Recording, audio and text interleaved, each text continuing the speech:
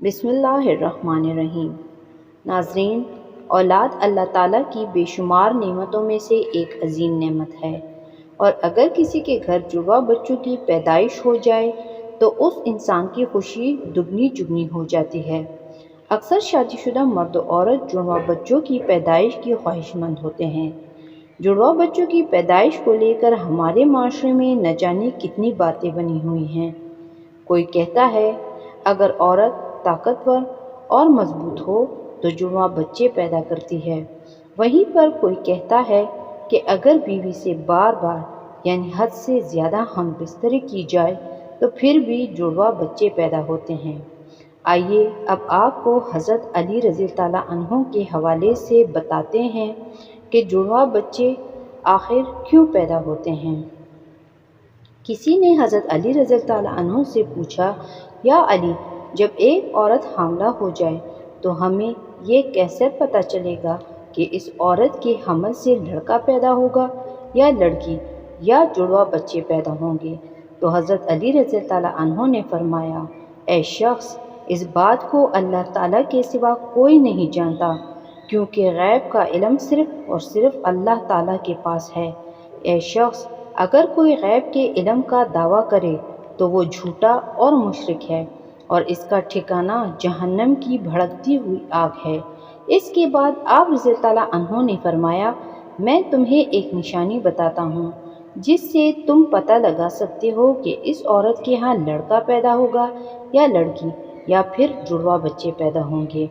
اے شخص، یاد رکھنا، جب کوئی مرد اپنی عورت کے قریب جائے اور اس سے ہم بستری کرنے لگے تو وہ دیکھ لے، اگر مرد کی منی عورت کی منی پر غالب آ جائے تو سمجھ لینا کہ عورت کے اس حمل سے لڑکا پیدا ہوگا، اور اگر عورت کی منی مرد کی منی پر غالب آ جائے تو لڑکی پیدا ہوگی، اور اگر مرد اور عورت دونوں کی منی ایک دوسرے کے سامنے آ جائے تو جڑواں بچے پیدا ہوں گے۔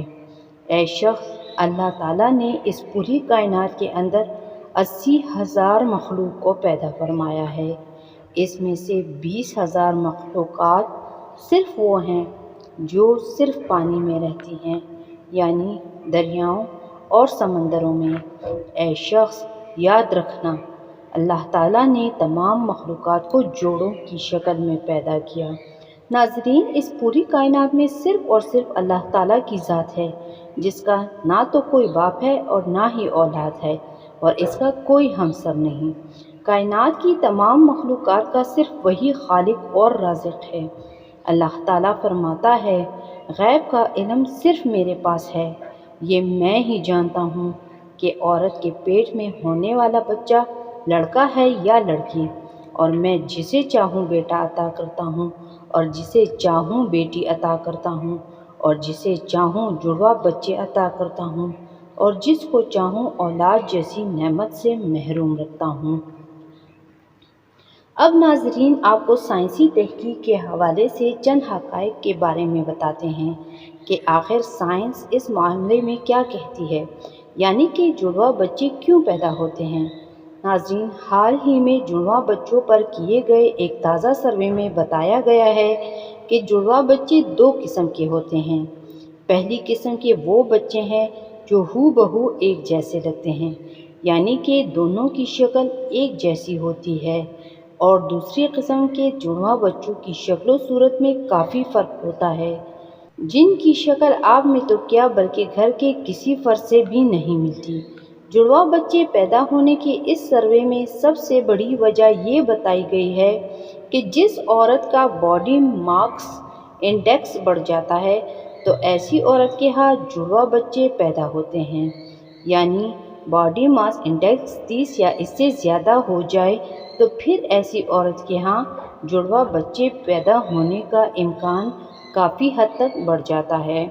دوسری وجہ اس سروے میں یہ بتائی گئی ہے کہ اگر کسی فیملی کی ہسٹری میں جڑواں بچوں کی پیدائش ہوئی ہو تو اگلی نسل میں جڑواں بچے پیدا ہونے کا امکان 60% تک بڑھ جاتا ہے۔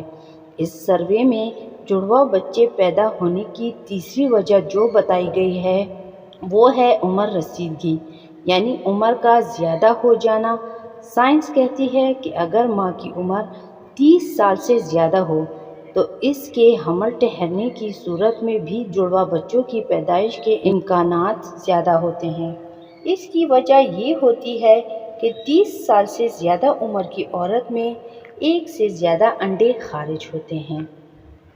عام طور پر لمبے قد اور صحت مند جسامت والی عورت کے جڑواں بچوں کے پیدا کرنے کے امکانات چھوٹے قد اور کمزور جسامت والی عورت کے مقابلے میں کم ہوتے ہیں، یعنی وہ عورتیں جن کا وزن اور قد کم ہو، ان میں جڑواں بچوں کی پیدائش کے زیادہ امکان ہوتے ہیں۔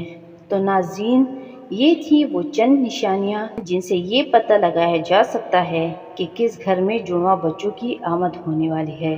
اللہ تعالیٰ تمام بے اولاد جوڑوں کو اولاد نرینہ عطا فرمائے، آمین ثم آمین۔